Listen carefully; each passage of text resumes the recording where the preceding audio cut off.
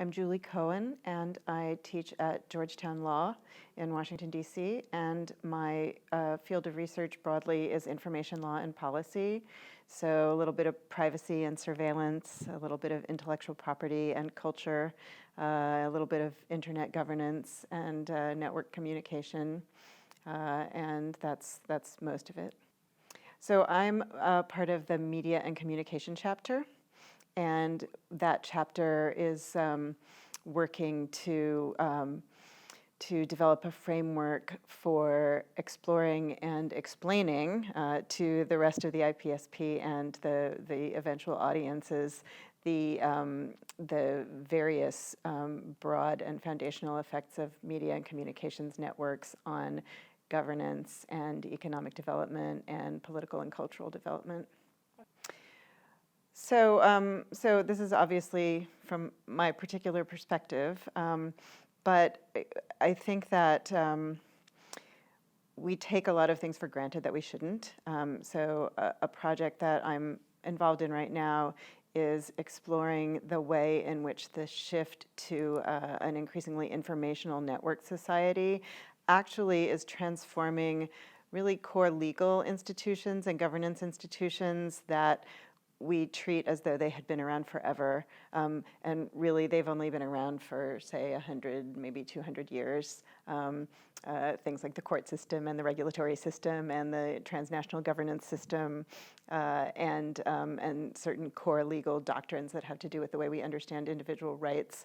All of that needs to be rethought for a networked information economy and a networked information culture, and we're at the very beginning of that. One thing that I have been working on a lot is the rise of a global surveillance society, and when I say that, people sometimes think, oh, Edward Snowden and state surveillance and national security, and actually, what I work on is the rise of a commercial surveillance society and the increasing power of public-private partnerships in surveillance.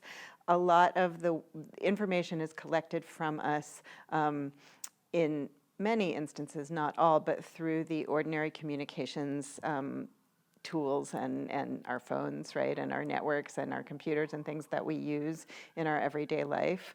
And there is a set of processes that often are invisible to ordinary people by which that information is becoming monetized and commodified, and transforming you and me and everybody else into raw materials, essentially. And that feeds then state surveillance processes as well. The government can go to the communications provider to get information.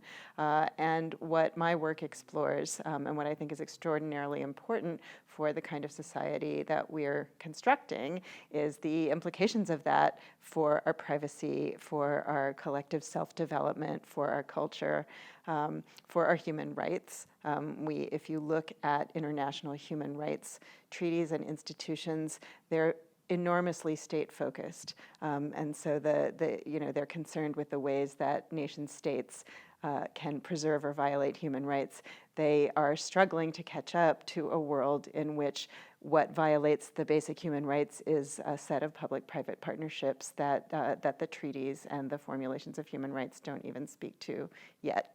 And so that's I think enormously important, obviously in my own work, but I like to think for society generally to figure out how to understand basic guarantees of privacy and human rights for a future in which surveillance is a mode of commercial activity, as well as a mode of national security.